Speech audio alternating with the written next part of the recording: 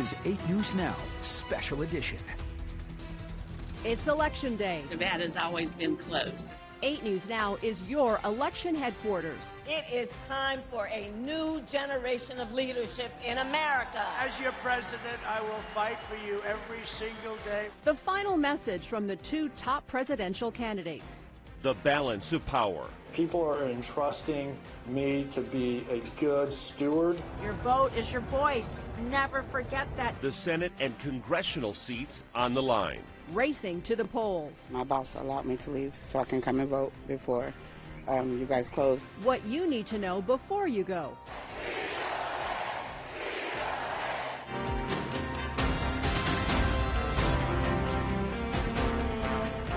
This is 8 News Now, Special Edition. And thank you for joining us this afternoon. I'm Denise Valdez. And I'm Brian Loftus. Election Day, it is finally here. The race for the White House has a razor-thin margin. We have a whole lot to cover with you on this busy Election Day. 8 on your side with team coverage. Kyle Payne, Mary Jane Bieliesa, Ozzie Mora, all standing by. But first, Vanessa Murphy joining us live from Clark County Election Headquarters with the very latest at that location. Vanessa? Yeah, as you mentioned, this is election headquarters. It's where the ballots are processed. It's quiet out here now. The action is inside. We will be inside later. I want our viewers to know this is not a polling location. They can drop off their mail-in ballots, though, also behind me inside that door. It's sort of like a customer service. So for signature curing or other questions. Also, there is a significant police presence out here. There are security cameras, police from North Las Vegas, Metro Police to keep election workers safe. We'll have much more for you later on. Reporting live in North Las Vegas, Vanessa Murphy, 8 News Now. Vanessa, thank you. We have the 8 News Now investigators at the Regional Justice Center following Election Day lawsuits. Kyle Payne has the latest on that live now from downtown Las Vegas. Brian, we're expecting either or both major political parties to start filing lawsuits inside this building, maybe sometime within the next few minutes. Already across the country, hundreds of lawsuits filed related to mail-in ballots, who should or shouldn't be allowed in polling places to observe, ballots from potential non-citizens, provisional ballots, and of course more than one lawsuit challenging Elon Musk's $1 million a day voter sweepstakes. And we're definitely expecting lawsuits here in Nevada, right here in Clark County. Monday, I had a short visit with the chairman of the Nevada Republican Party. He told me point blank I should be expecting lawsuits related to today's election. So we are. There are 3 district court courtrooms and judges assigned to handle these cases. Most of them don't plan to start until at least 4 or 5 p.m., mostly over Zoom, but it could go well into the night. The courthouse will be closed to the public after 5, but to that end, I'm told the marshals are prepared here for any potential scenario. For now, reporting live at the Regional Justice Center, Kyle Payne, 8 News Now. Kyle, thanks for that. There are 135 polling locations in Clark County, and they've been busy all day long. 8 News Now reporter Mary Jane Bieliesa is live by the Las Vegas Athletic Club on North Decatur near the 215, where people there have been standing in line. So, Mary Jane, what's the wait time right now? Hey there, Denise. This is a very busy area of town, so I would say people have been waiting about 20 to even 30 minutes just to cast their vote. Now, there's plenty of neighborhoods nearby, so the lines have been filling up through this morning and through the noon hours. I was at Rancho High School earlier, a steady stream of voters there, but nothing like the one you see behind me with that long line. Now, if you're heading out to vote but have yet to cast it just yet, we have a link on our website on 8newsnow.com for wait times. It could get very busy at some of these locations as people get out of work. Ruby Archuleta and her son spent 30 minutes waiting to vote. She said it was a special bonding moment taking him to the polls as a first-time voter. First time voted together? Or? Yeah, he just turned 19, so this is his first election. I think it's important, especially in now's day and age with everything going on in the world, get out there, vote, and make your voice heard as soon as you can. Now here in Nevada, there is same-day registration, so you still have a chance to vote. Remember to bring your Nevada driver's license, Nevada ID card, or tribal ID when you vote. No exceptions there. Now, the polls do close at about 7 p.m., but as long as you're in line, you can still cast your vote. Reporting live here in North Las Vegas, Mary Jane Bieliesa, 8 News Now. Mary Jane, thanks for that. And as we keep in mind with the time change, the polls have already closed in Indiana and Kentucky. Polls close here in Nevada at 7 o'clock. So when can we expect those first round of results? That's a big million-dollar question. The county and the state will not release totals until the last polling place closes, which will be sometime after 7, of course. Democratic Secretary of State Cisco Aguilar says there was a 10-minute wait time from when the last polling location closed to the first results going online at 8:04. Early voting and some mail-in ballots will be included in this first round of totals. All right, so let's look at how many voted in person so far today. Now, this doesn't include ballots that were dropped in boxes. As of 2 o'clock this afternoon in Clark County alone, more than 94,000 went to the polls so far. Statewide, more than 129,000 have cast their ballots in person. We should point out, too, Indiana and Kentucky span 2 time zones, so even though the polls have closed, we don't expect race results until 7 o'clock Eastern, 4 o'clock our time. Now, protecting votes, voters, and polling locations, a top concern for election officials around the country. The National Guard is on standby for alert in our state. At least 6 others, including Arizona and North Carolina, have activated Guard troops. The FBI's Election Security Command Center is also running around the clock on the lookout for any and all potential security threats. Those threats include criminal threats, such as threats to election workers, foreign malign influence, cyber threats, and acts of domestic violence. In Washington, D.C., some businesses, as you see, boarding up and extra security fencing added around the White House and outside the White House and the vice president's home. So today, of course, it's not just the presidency that is being decided, but also the balance of power in Congress. With all 435 House seats and a third of the Senate on the line, whichever party wins the majority will have a big influence on what a future Harris or future Trump administration can actually accomplish. Congressional correspondent Scott McFarland shows us what to look out for tonight. Another cliffhanger. In the control of Congress, a future President Harris or Trump will need the U.S. Senate to confirm their cabinet, their Supreme Court justices, get policies enacted. Only the white seats you see behind me are up for election tonight. That's 1/3 of the Senate, but look at the numbers. You can see Democrats are playing a lot more defense than Republicans, and the trouble is for Democrats, they're playing defense in some difficult spots. The evening will begin when polls close in West Virginia, likely early in the evening. The Republican governor, Jim Justice, is trying to swing this state from blue to red, and he is a prohibitive favorite. If he were to win, puts the Democrats with 0 margin for error in a very tight corner. The entire U.S. House, all 435 seats are up for election tonight. An early indication could come in the Virginia 7th District, where polls close early in the evening. This is a battleground race to succeed a retiring Democrat. Eugene Vindman against Derek Anderson. If somebody overperforms in the Virginia 7th in the early returns, it could be indicative of what happens elsewhere. Real quickly, let me run you through California, where there's not 1. Not 2, but a whole bunch of battleground competitive races in just California. If one party were to sweep through, they could make big headway towards the end result. Democrats need to net just 4 seats in the U.S. House to take control and very much handcuff or help a future President Harris or Trump. At our election headquarters in New York, I'm Scott McFarland. Deciding the next president coming up next. 8 News Now continues our team coverage live from the Harris headquarters. Plus, live coverage from Mar-a-Lago, where the Trump campaign is headquartered tonight as results come in. And we're going to head back out live to our local polls for the latest here at home as the special edition of our news continues right after this. It is election night, and soon results will start rolling in as polls close across the country. We are closely watching the race for president, of course, and closely following the candidates. Washington, D.C. correspondent Hannah Brandt is at the Harris campaign. Good evening. That's right. I'm standing on the campus of Howard University right now, where they're setting up behind me for the watch party tonight. Vice President Kamala Harris will be here herself later this evening, but first she stopped by the Democratic Party headquarters to make some last-minute phone calls to voters. Now that Election Day is finally here, Vice President Kamala Harris is urging people to get out and vote. That's what my focus is right now today, I must admit, which is making sure everybody knows the power of their voice through their vote. The Harris campaign has spent months pouring time and money into winning over voters, especially in the 7 battleground states expected to decide this election. Today, she took to the phones to do interviews with radio hosts in each of those states, including with the V103 morning show in Atlanta. We have two very different visions of the future of our nation, and mine is focused on progress. Mine is focused on investing in the ambitions and the aspirations and the dreams of the American people. And tonight, she'll be watching the results roll in just a couple miles away from the White House at her alma mater, Howard University. It's full circle for me.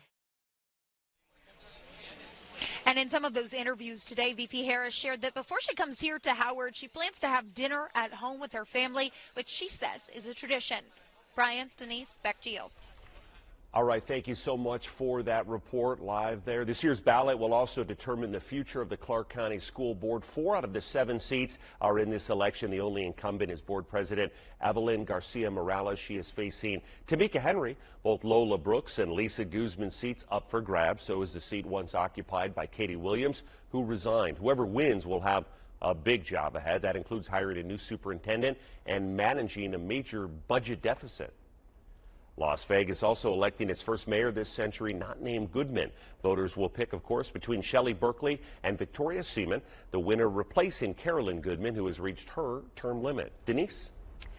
Well, one of the things we get asked the most about is about question 3, which would, let's see here, create ranked choice voting, and also known as open primaries. Now, the simple explanation right now, in Nevada, primaries are closed, meaning you can only vote for candidates in the party in which you are registered. If it passes, question 3 would open the primaries, meaning any voter can vote for any candidate. For more information on the key questions and races, you can head to 8newsnow.com and click on the Politics tab. As thousands of Nevadans cast their ballots in person, voting centers will also be accepting drop-off mail ballots. 8 News Now anchor Ozzy Mora live from Galleria Mall. I'm sure it's busy there, Ozzy. How is it going? Good evening, Brian. Good evening, Brian. As you can expect, a line of anxious voters. There's been many twists and turns this election in general, but regardless, history will be made, and you can be part of this history as well, like the many people behind me standing in line. Here at Galleria Mall at Sunset and Henderson, it is busy, packed.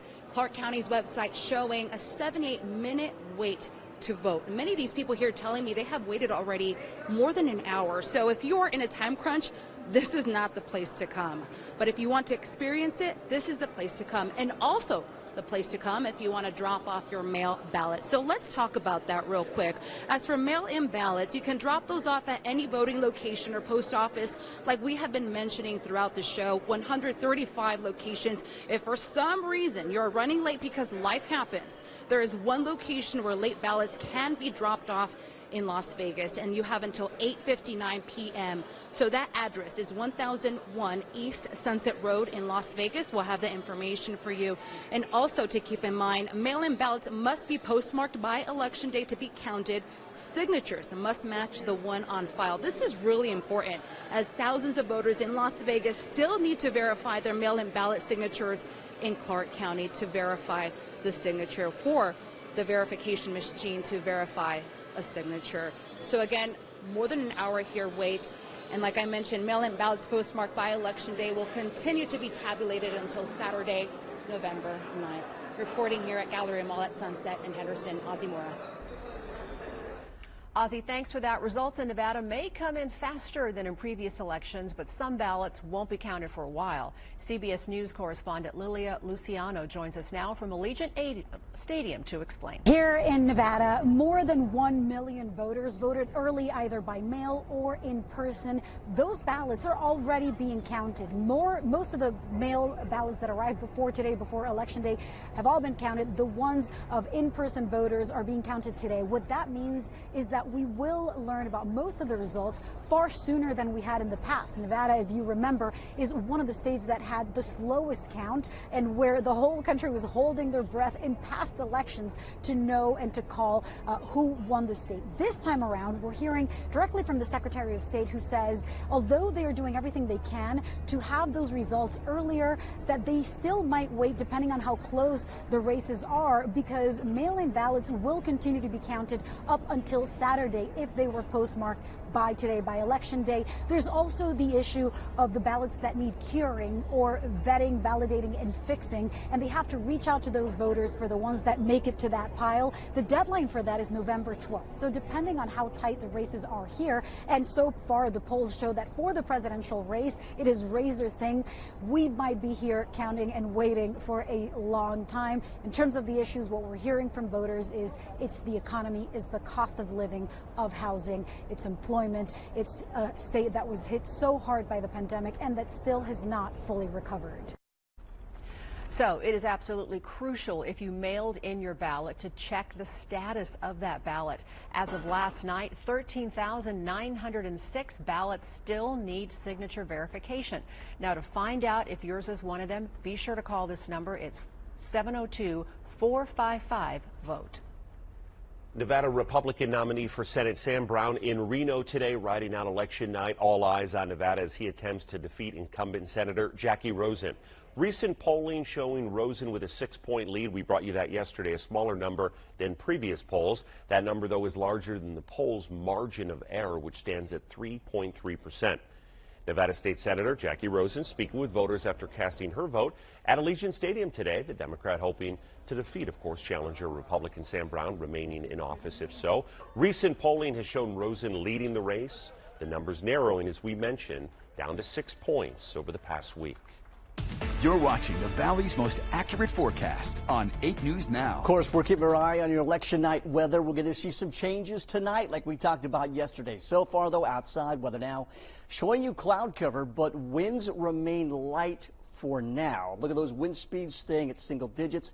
Temperatures were right where we were at yesterday, mid-60s, cool this afternoon, but then it's going to get chilly for this evening. Here's the deal. We said there most likely will be wind advisories issued for tonight, tomorrow. Well, it happened. Here you go. Wind advisory starts at 7 p.m.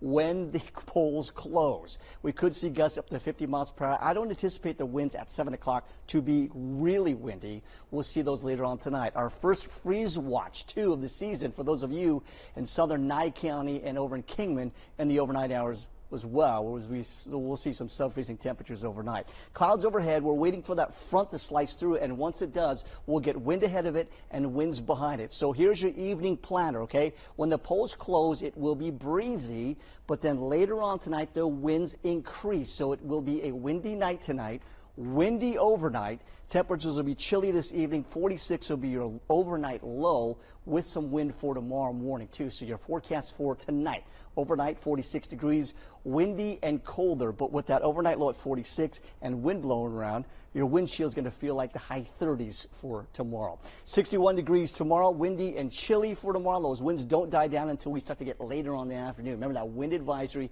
in play until 10 a.m. We'll be below normal, almost 10 degrees for tomorrow. Your highs tomorrow only in the low 60s. Remember today, mid-60s. We're going to cool things off. 59 for Mountains Edge, 58 for Centennial Hills. Outside the valley, chilly for you also in areas like Lee Canyon, of course, just at the freezing mark. 59 Boulder City tomorrow, Laughlin at 67. Here is your 8-day forecast. Now, winds still around Thursday. Breezy, though. We stay cool until we get to your weekend. It looks fantastic this weekend, the high 60s. Another change for next week for Veterans Day.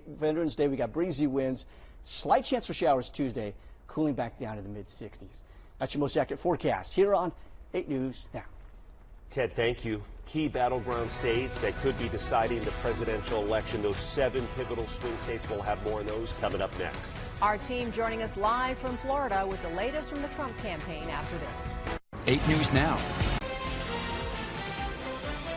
You can skip the lines at the polling locations if you haven't voted yet. Clark County does have a website with real-time information on wait times across the valley. As you take a look at the map here, 135 different voting locations. You can vote at any one of them, not just the one closest to your home. As you can see, this is the website on your screen explaining how long the wait time is. After months of campaigning, hundreds of millions of dollars spent, the 2024 presidential election now in the hands of the voters. Washington correspondent Rashad Hudson is live at the Trump Election Night Watch Party in West Palm Beach, Florida. Good evening, Rashad.